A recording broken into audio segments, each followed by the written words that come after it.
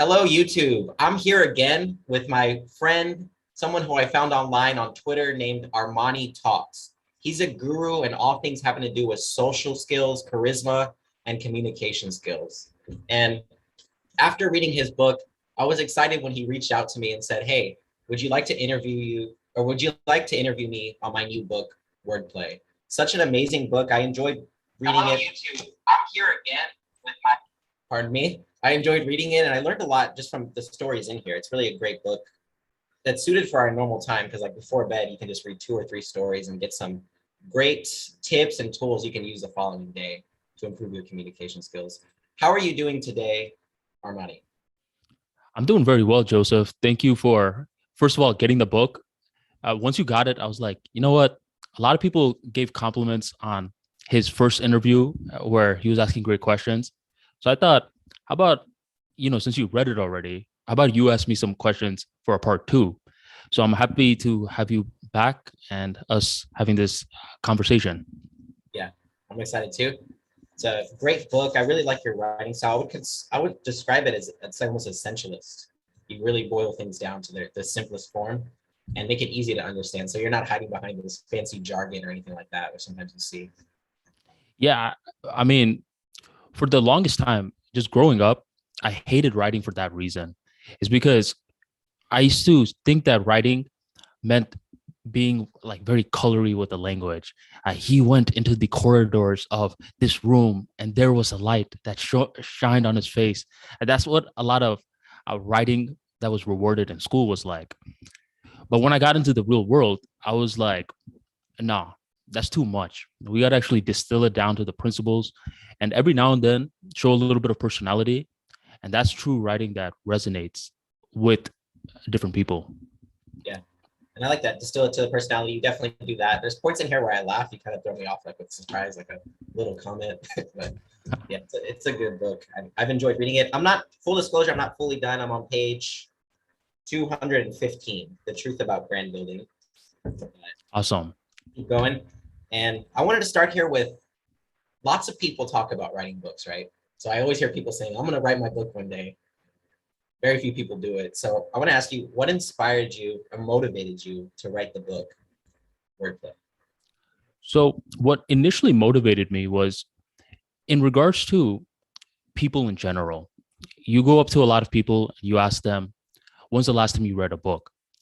And with a lot of pride, they'll be like, I haven't read a book in 10 plus years.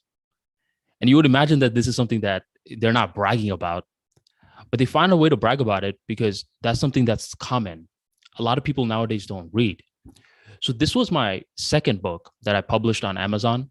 The first one was Level Up Mentality. What Level Up Mentality? With I forgot to record. Should I start it over? Yeah, you could start it over. So that's my bad. Oh no worries. Just one quick thing, Joseph. Any chance, like when you called me guru, any chance you could avoid that? Just because in one of my emails, like recently, I just made fun of that word. So just for a little bit of I'm trying to think of a better word than that. Yeah, I kind of. You could just say storyteller if that works. Okay. Okay. Let's start over. It's gonna be raw. It's gonna be unedited on my side, on my side, because I don't know how to start over the live stream. But I'm just gonna start over with the intro since we're recording. Okay. That's my bad. There's always so many different details. I forgot that. Yeah, no problem at all, bro. Okay. So let's try this again, YouTube. Round 2. Hello, YouTube. Today I'm here with my friend ArmaniTalks. He is someone who shares wisdom on Twitter, on YouTube, all about how you can level up your communication skills, your social skills, and your charisma. Recently, I interviewed him, so this is a part 2 interview, and he was mentioning his book, Wordplay. And afterwards, I was called to order the book on Amazon. I've been reading it, currently about a little bit more than halfway through, and very much enjoying it. And to my surprise, he reached out to me and said, "Hey, would you like to interview me on my new book? I like your interviewing style." So here we are. We're here again for part 2. How are you doing today, Armani? I'm doing well, Joseph. Thank you for accepting and buying the book in the first place, which I appreciate your support. And I'm looking forward to our interview. Yeah. I really like this book. It struck me that it's something that's very easy to read because you can just read a chapter, maybe a chapter, not a chapter, a story or two before bed, and you really have those tools like embedded in your mind for the next day. That's how I've been using this book currently. And I wanted to commend you on one thing that I noticed about this. First of all, you have a great storytelling style, which I think a lot of Thank you. people know. But another thing is that you don't use a lot of like fancy language. So you're not using like these flourishes of like, I don't know, like you're really distilling it, like you said, distilling it down to something that's very simple and easy to read and not trying to use like very fancy jargon. Yeah, I mean, younger me hated writing. That was one of the classes I used to hate all the time because the writers that would get rewarded and get the A pluses were the ones that would get cute with it. They would be like, and here I was walking into this room with the sun shining on my face and the darkness radiating from this, all this hoopla. And Yes. in my world, I was just like, I walked into the room. But this was typically not something that was rewarded. So once I was writing the book, I wanted to write with the intention where it was extremely simple and easy to understand, where a 5-year-old can understand it or a 50-year-old. Doesn't matter. I love that because that really makes it more accessible to a lot of people. It makes it easier to read, just more enjoyable, I think, nowadays. I think the fancy stuff can be good in certain contexts, right? Like you could have a fiction book that's like very fantastical and that would be great. But in this context, it's perfect to really make it simple. As Robert Kiyosaki, Rich Dad Poor Dad says, keep it simple, stupid. Reminding me of Yeah, absolutely. And that's what makes that Rich Dad Poor Dad book so influential. He's able to decode a complex topic like money, where there's a lot of different variables, but he's able to distill it in a way where anyone can understand it. That's awesome. It reminds me of Einstein. It says like a true genius can explain it. I'm probably butchering it. And so that a 3-year-old or a 5-year-old can understand what you're saying. So Exactly. KISS. keep it simple, silly, if you want to be nice. All right. So yeah, I thought we would jump into this. I've been enjoying this book a lot, been enjoying reading it. And it's a unique book. It's different than any book I've ever read before in the formatting, the style, and we'll talk about that a little bit later. But first, I hear a lot of people say, I'm going to write my book one day. I can't wait to write my book. But so few people do it. So I commend you, first of all, for writing this book, which is, I know it's not even your first book. So, Armani, what inspired you and what motivated you to write the book, Wordplay? So, what motivated me, Joseph, was for my first book, Level Up Mentality, I wrote it in a way where it was more so a guide, where someone can read it first from beginning to end. And that's what I would recommend, reading it from beginning to end in an order. And then you can just pick and choose whichever chapters work for you. And as I was interacting with different people, different friends that I was close with, a lot of the times I would ask them, when was the last time you read a book? And with a lot of pride, they were like, not in over 10 years, I've read a book. And they're saying this with pride. And the reason that they're saying it with so much confidence is because they know the people to the left and right of them also haven't read a book for plenty of years. So when I was writing Wordplay, I wanted it to be short stories predominantly for adults who live a very busy life. And I wanted to make it in a way where there was no excuse, where it's you can't be like, oh, well, it's because I'm too busy. Because as you said earlier, I mean, you're able to get through 1 to 2 stories just as you're wrapping up the night. And that was one of the predominant focuses as to why I wanted to write this book. And I honestly just wanted to go back to the basics. Nowadays, with all this rich technology that we have, it's easy to forget that short stories were the fundamentals of storytelling as a whole. Just for a little history lesson, oral storytellers used to be the thing, Yeah. where before the written language, anything like that, there were central storytellers which would share information. So, they can be long winded, talking 4 hours in a story. So they kept it short and concise. So I just wanted to go back to the roots, and that's what I wanted to do with Wordplay. Okay. Getting back to the fundamentals, the roots, allowing you to exercise that gift of storytelling that you have. And I like that. Yeah, you're right. I mean, it's a really easy book to just get those few tips that you need for that day. And yeah, very much enjoyed that. Why did you choose? So you mentioned short stories. Why did you choose short stories as a format for this book? The reason why short stories is just because due to the busyness that a lot of individuals have in their life, and they're just getting swarmed with more and more content. I believe short stories are machine gun of knowledge for the mind. We're just firing a certain subject in different angles. And wordplay, predominantly the theme, is regarding communication skills. And few of the topics in communication skills include public speaking, storytelling, social skills, emotional resilience, concentration, etc. And with short stories, it's sort of like a speedboat where you're capable of taking multiple angles versus a big ship, where if you want to take a different angle, it requires a lot of work. So what short stories, just analogy wise, is to a speedboat, and a novel is to like this one large ship where you don't have as much dynamic angles that you can take. Yeah, I like that analogy. That's a perfect analogy for someone from Florida, the speedboat. Yeah, I mean there's boats all around us, there's beaches all around us. Yeah. So yeah. Very cool. So short stories. I wanted to ask you, what did you learn about the format of short stories by writing this? I know you write a lot of newsletters, you have newsletter, but what did you learn about the formatting? What are some new things you learned about storytelling from putting this book together? I came to learn that honestly, anything can be turned into a story. And you ever watch Seinfeld growing up? Yes. So you know how Seinfeld became popular because it was a show about nothing? Yet they found a way to make it entertaining, where it was funny. There were episodes like No Soup for You. And they were able to turn extremely regular instances into something that was storytelling material. Um, have you heard of Tyler Perry by any chance? Tyler Perry. Yes, the filmmaker. Yes. Yeah. So his process of being so prolific in terms of storytelling is where he's capable of getting just mundane activities in day to day life and asking questions like, what if, what if, what if? And by simply constantly asking, what if this happened instead of this? That's where he's able to get movie ideas.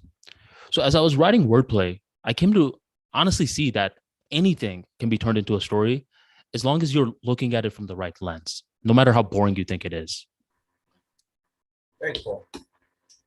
That's super awesome. So really anything can be a story. I like that. And did you stumble upon that idea of that what if from Tyler Perry, and you said you implemented it in this book? Is that true?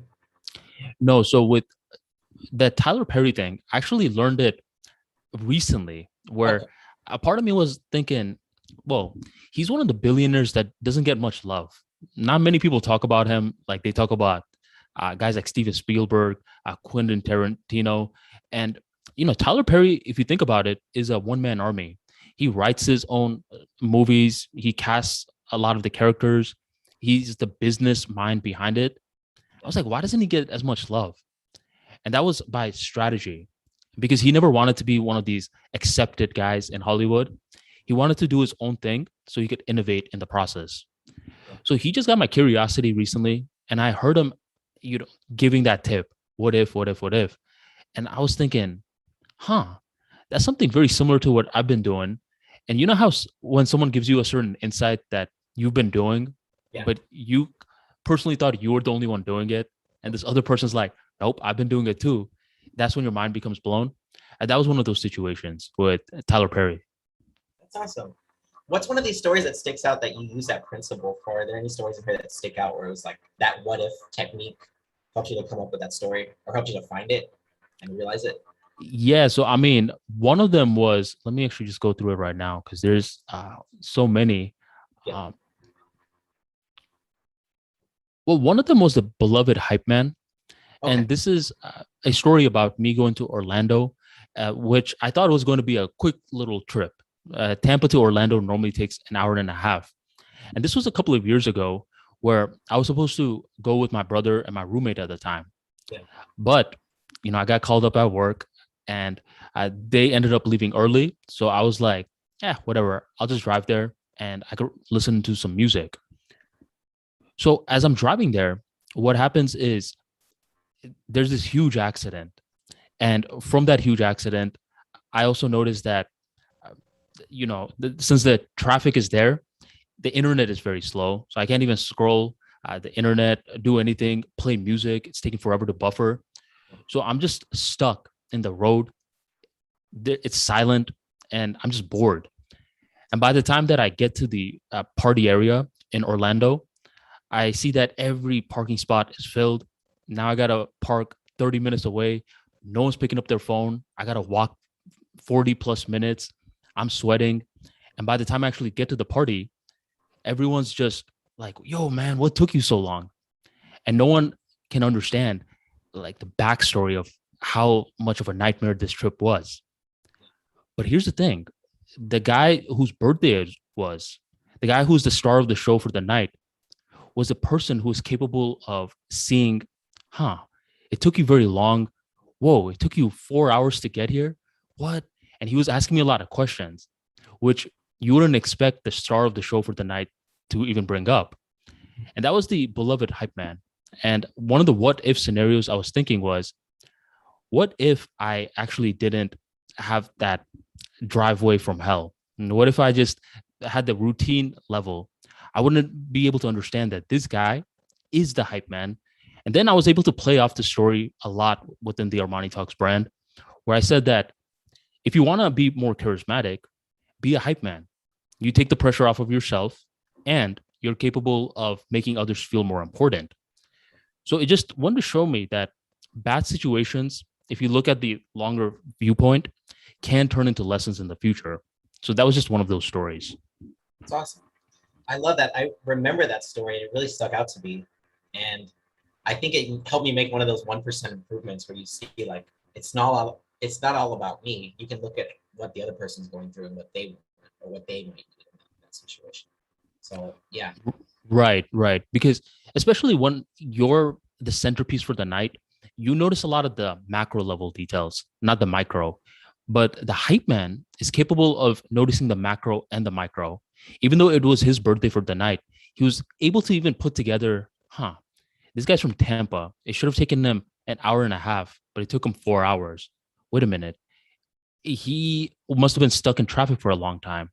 And wait a minute. He said he parked in this neighborhood, which is very far away from where I am, which means that his phone battery is low or other people weren't picking up the phone. And he's making all these little micro connections in a split second.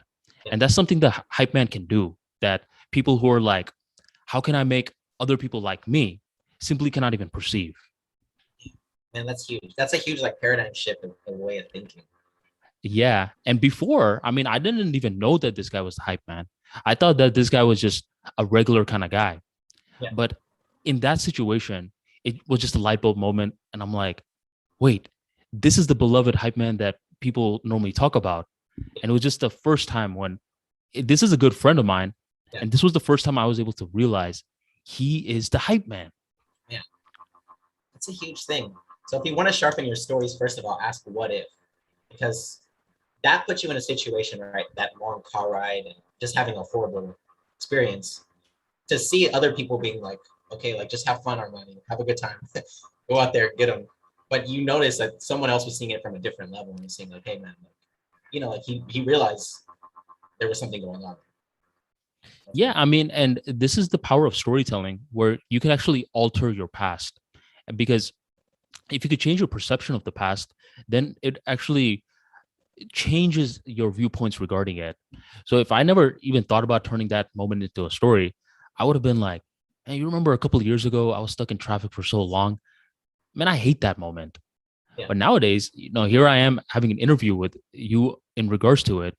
So the past actually changed through storytelling. That's awesome. Very cool. I love that. So that's awesome. So a lot of great tips there on basically storytelling, but also how you can really get those gems and those important lessons from the past. If you ask yourself that question, what if? Next question here, Armani, I wanted to ask is, what unique insights did you get from writing the book? So what's something that you know now that you don't think you would have known if you had not written the book wordplay? Sure. So this may seem like a counterintuitive answer, but stick with me. writing a book is a very boring process. And what I mean by that is, when you tell someone I wrote a book, immediately in their mind, they're thinking, wow, like you wrote a book, and it's a glitz and the glam kind of thing, especially someone who's thinking about writing their book for the first time. And that's one of the services I offer with my ArmaniTalks brand, where I work with different entrepreneurs from different industries and help them write their first book. And they're coming and they're thinking, man, this is going to be like one of those moments. It's going to be a glitz and the glam kind of thing. Yeah. But little do they realize that it's a process. And it's basically where you're waking up 5 to 6 in the morning, you're writing for hours and hours and hours. Your day is already done. You're looking out, you're like, what? The sun just rose. It's already sinking right now. And it's going on like this for a couple of weeks to a couple of months, and for certain authors, for a couple of years. So, one of the insights that I learned in regards to writing a book, in my opinion, it's one of the hardest things you can do because it requires you to think, and not just think for a small amount of time, but think for an extended period of time where you have to show willpower. So regularly, people don't want to show willpower. And now you're saying that this person has to show willpower while thinking. Yes, writing a book is one of the hardest things. And that's one of the main insights that I was able to get out of it. Yeah. Writing a book is a very tough thing to do. And you say you help people with writing books. What advice would you give to someone watching right now who feels they have a book in them they want to write, but hasn't been able to get the motivation, or maybe doesn't have the routines or discipline to do it currently? Well, what I recommend is you start off light. You don't necessarily just have to dive into the book from the very beginning stages. So when I'm working with a certain person who wants to write a book, the very first thing that we're doing is we're creating an outline. And with the outline, you just get a general gist of what's in this book. Okay. Is this going to be a short story book, an anthology book? Am I going to create a novel? Am I going to create a how to book, a do it yourself kind of book? You start to brainstorm rather than just diving in from the very get go. So you're starting off in the 3 foot side of the pool versus the 6 foot side, and you can't even swim.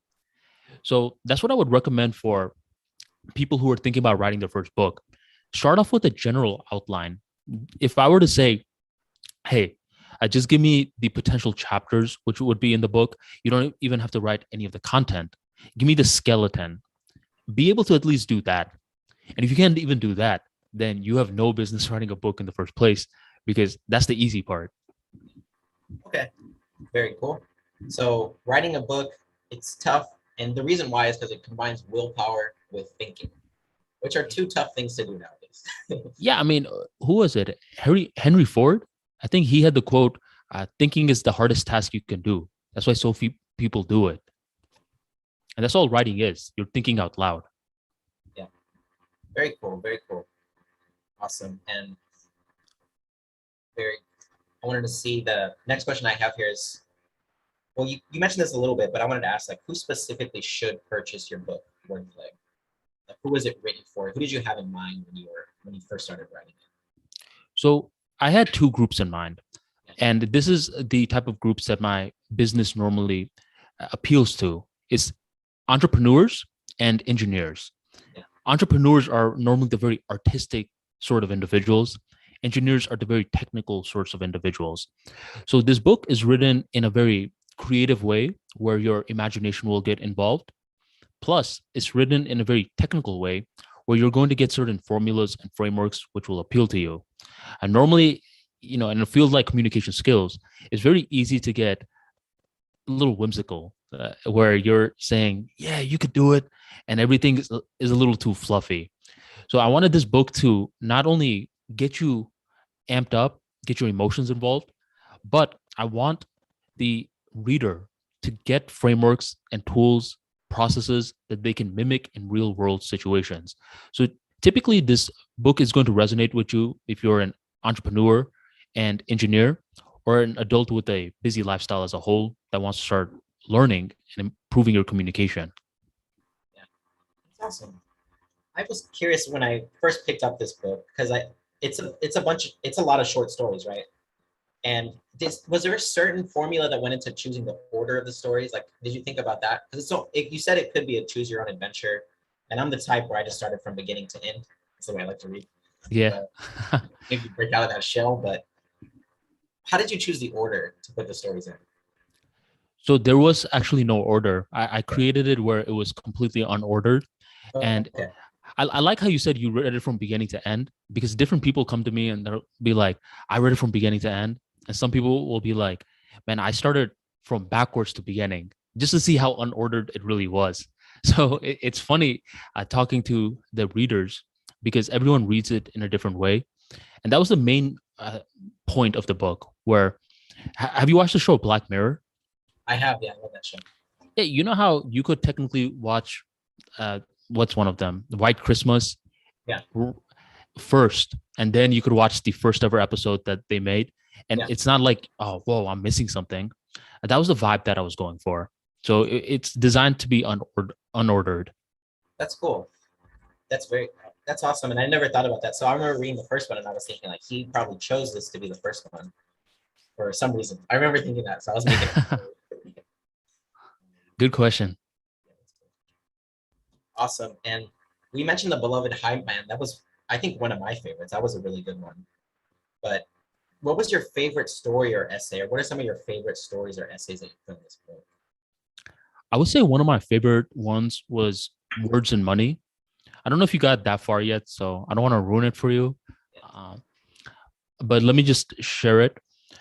So, Words and Money was a very influential moment for me. And this happened when I was in high school, where there was this one drug dealer who had most of the business.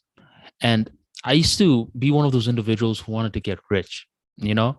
And I thought I stumbled onto the perfect business model.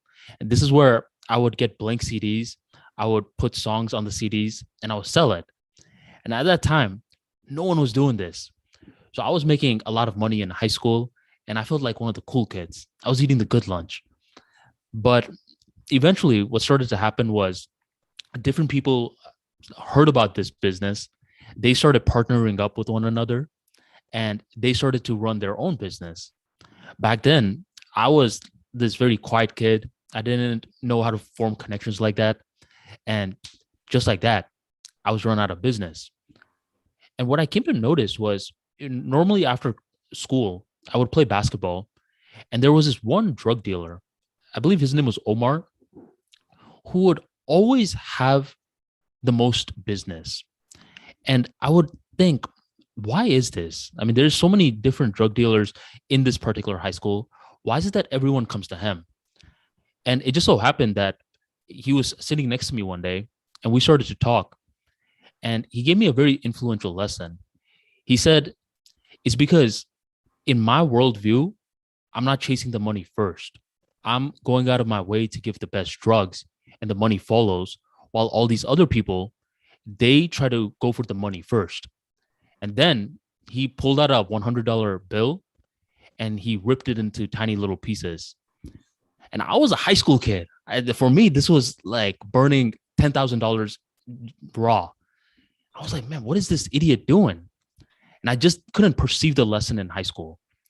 But by the time I got into Toastmasters and I did a few speeches, I got this one mentee. He was this dorky Indian kid. I think his name was Prashant. And as he was practicing in front of me, he was using these very colorful words, right? Super colorful.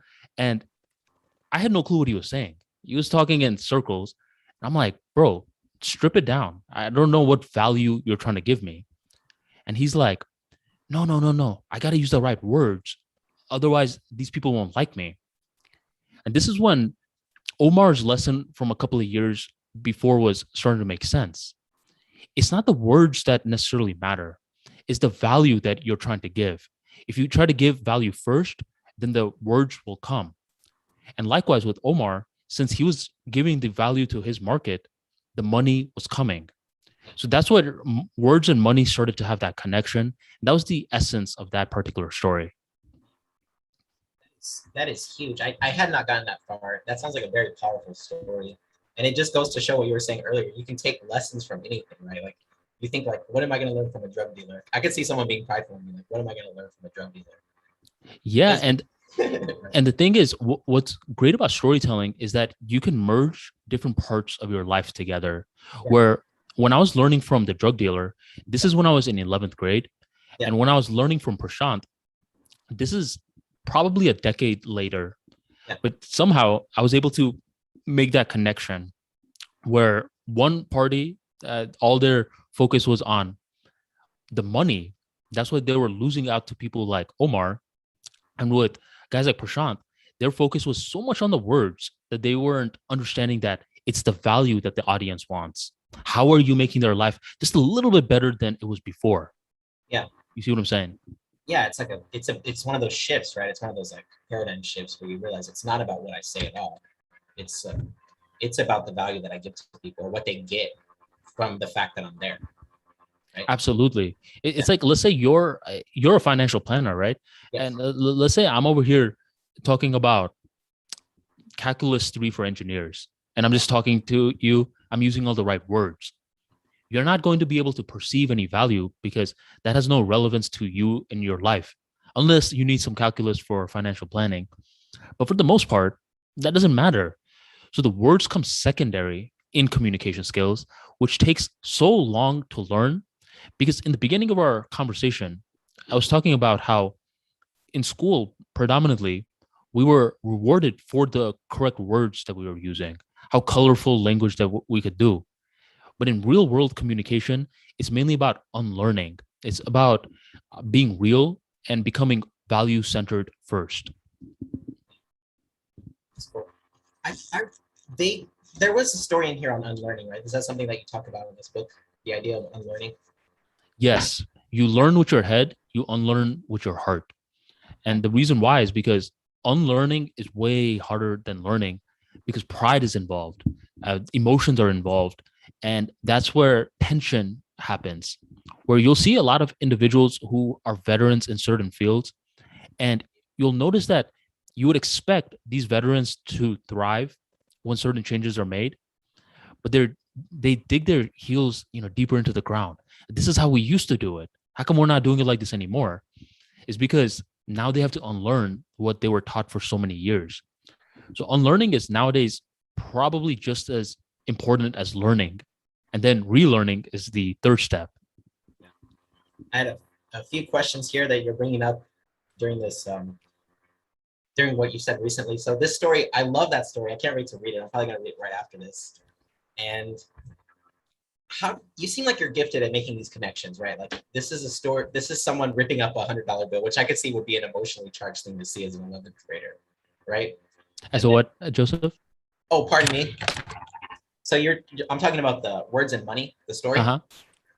You have this two things that seem very unrelated, right? And you're able to make that connection. And it seems like you're gifted at doing that. So you have like him ripping up $100 bill, the drug Right. dealer, and then someone else practicing a speech, and they're just using a lot of languages like, "Wherefore art thou, Romeo?" Right? And you're like, right? That's exactly how he was sounding. How do you make that? How do you get good at making those connections? Because that seems like that's very much rooted in your success as a storyteller, as an author.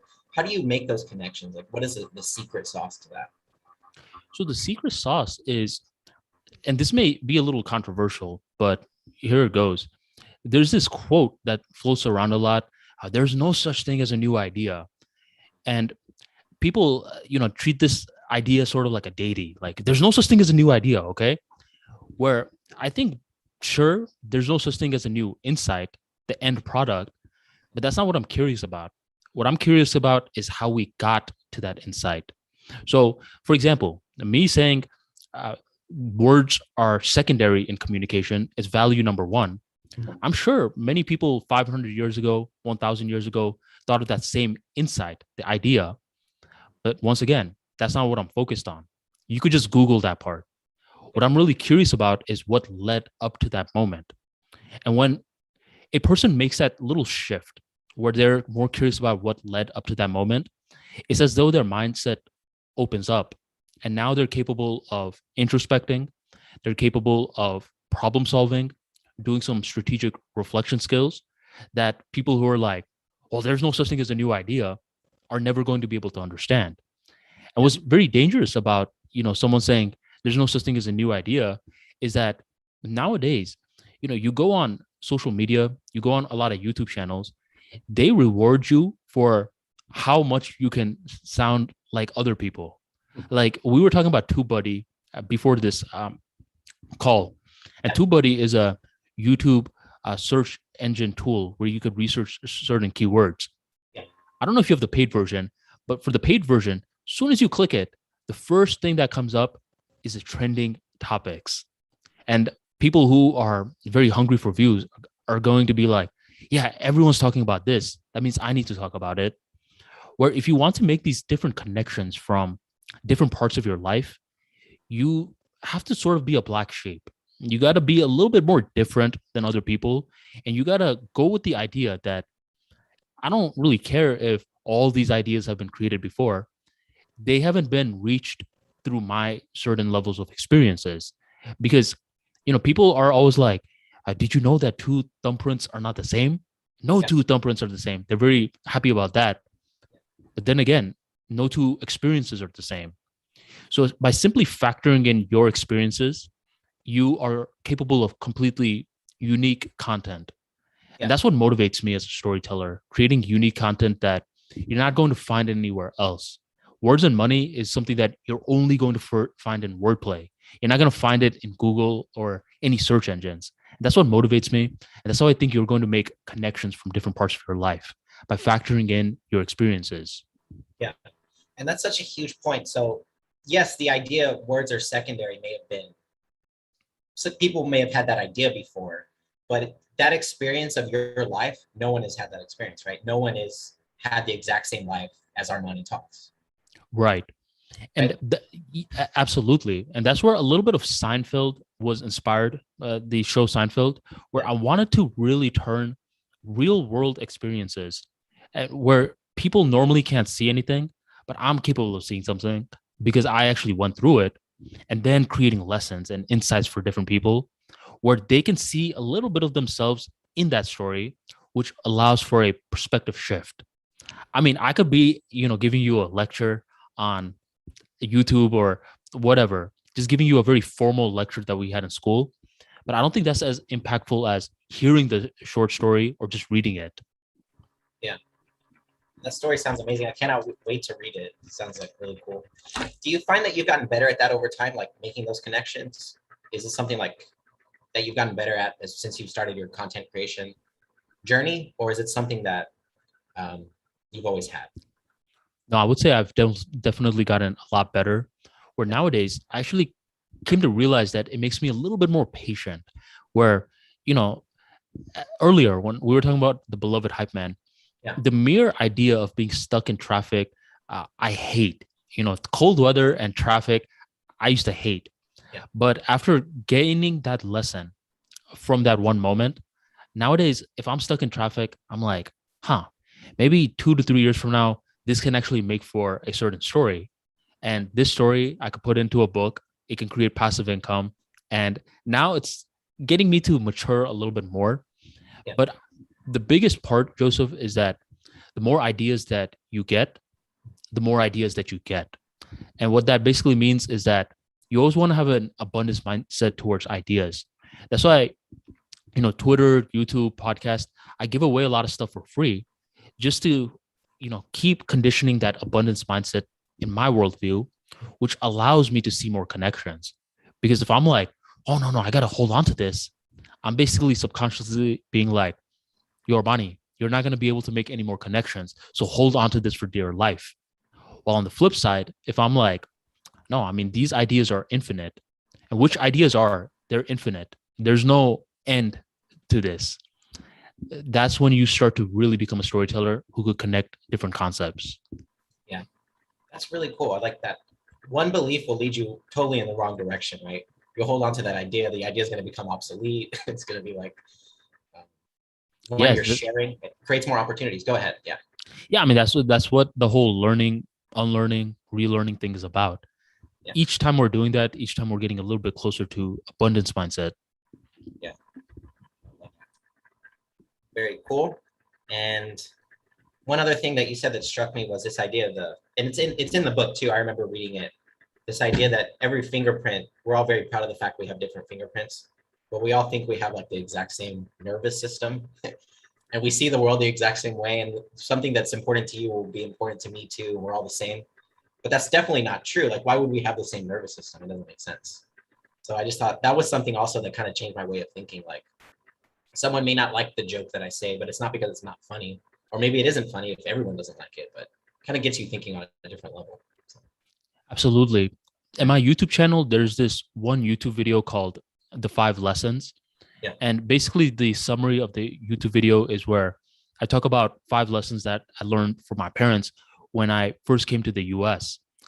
And here's the beauty about being a speaker at an event. You feel like a little celebrity in that event, where after you're done giving the talk, different people come to you and they're like, wow, what an amazing job. This is why I like the talk. This is why I liked it. Yeah. And they're all giving you different reasons. Yeah. And in this particular audience, most of the members were from overseas. Okay. And since they were from overseas, they were really able to resonate with me being from overseas coming to the US. They're like, I connected with your story. Like, I felt it. Right. But then one of the people who was, I believe, the owner of that particular location, she was a white woman who lived in US her entire life. Yeah. So when she came to me, she's like, yo, thanks a lot for sharing this story. I actually had no clue what it's like to be a person from overseas. So she perceived the same exact speech in a completely different way than the people who are from overseas. So it just shows you that different lessons, content are interpreted in different ways. Yeah. So it's possible you've put a story in here that would give someone an insight that you have not even had yet, which is also kind of a cool idea, kind of a little trippy, but. Yeah, I mean, I was actually having this podcast with Life Math Money recently. Yeah. And he was asking me during our podcast, what was a story that I enjoyed. And I talked about the Tuna Man story. Yeah. And I told him my perception regarding it. And then in that interview, he's like, I actually got a different perception regarding it. And that was the intention, where different people get their own insights from it because they're viewing the stories from their experiences. From their lens. It's awesome. That's kind of it kind of shows the power of a book as a medium. And storytelling for sure is huge in that way. Wanted to move on here to ask you if there's any future plans that you have when it comes to the short story series. Any future plans in that area?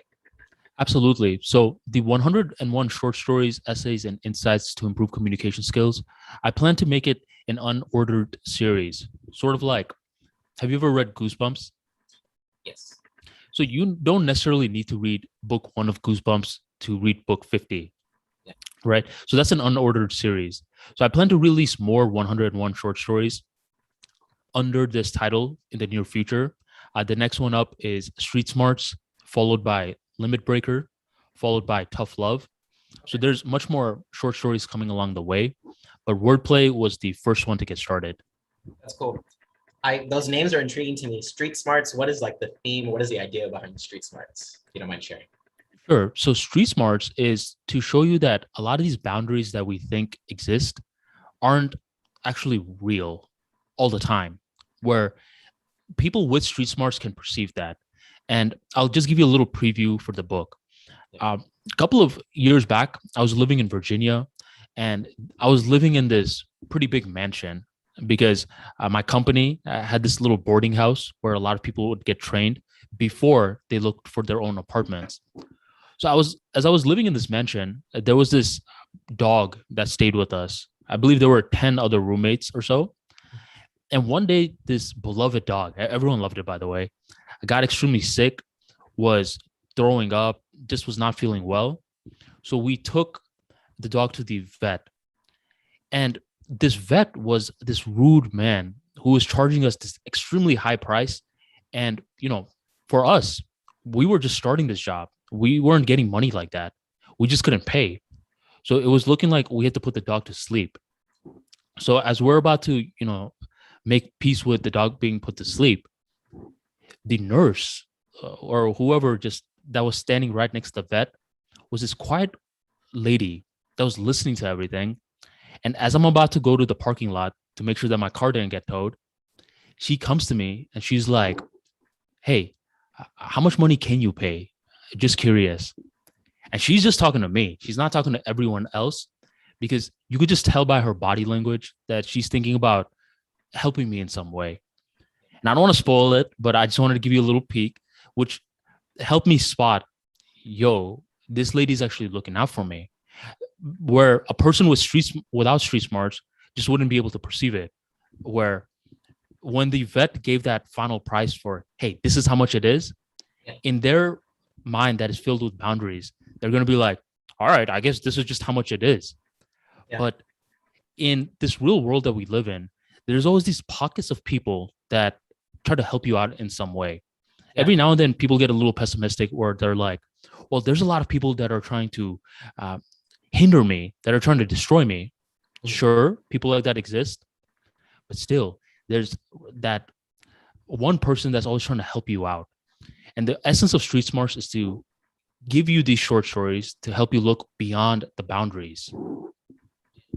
Look beyond those boundaries of sort of like giving up, right? Because you think it's over at that point in time. When the vet says that, you're like, oh, it's a vet. He said it. It's done. That's it. But you don't see the possibilities that there are.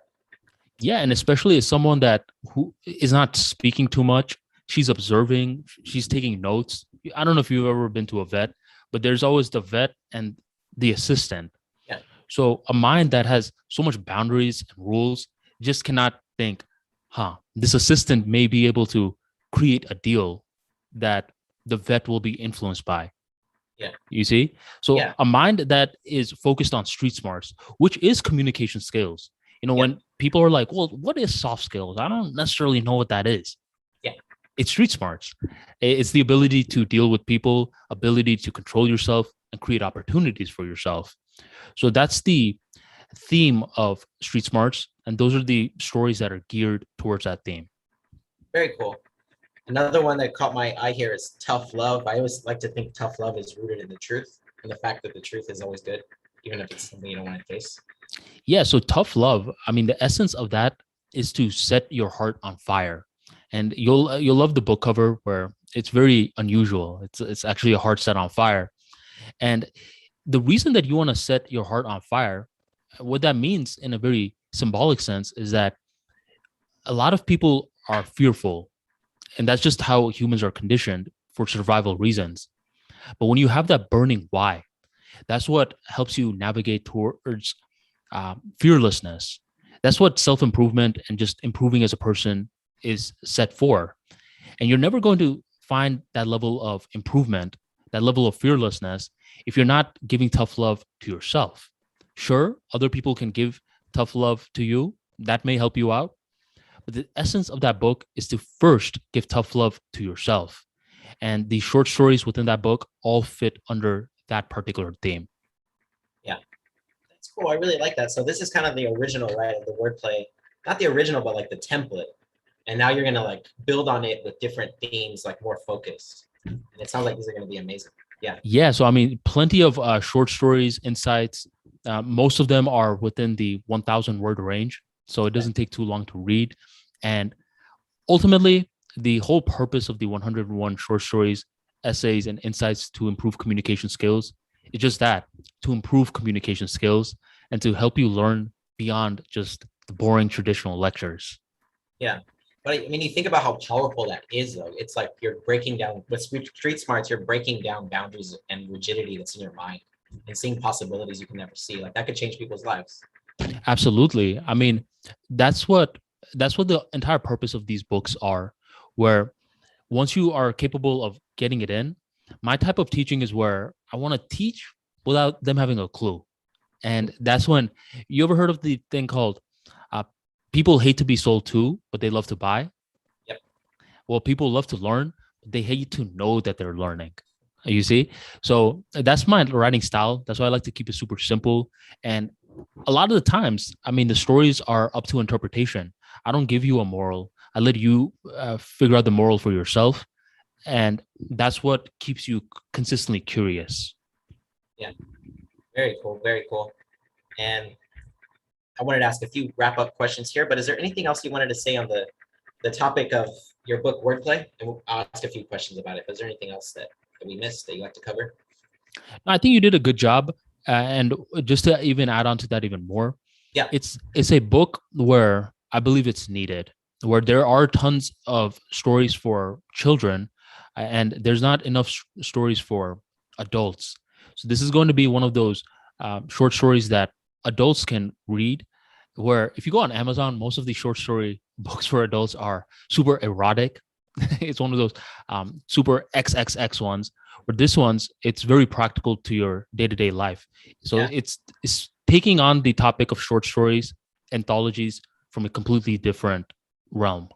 yeah.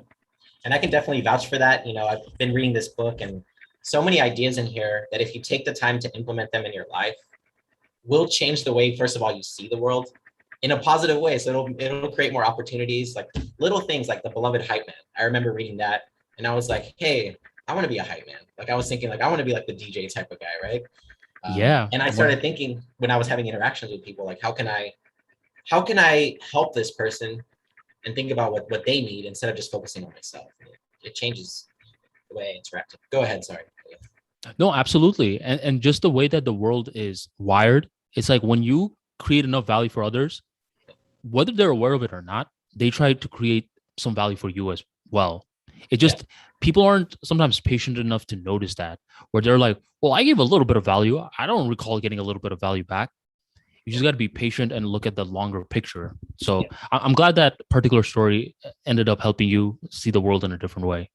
Yeah.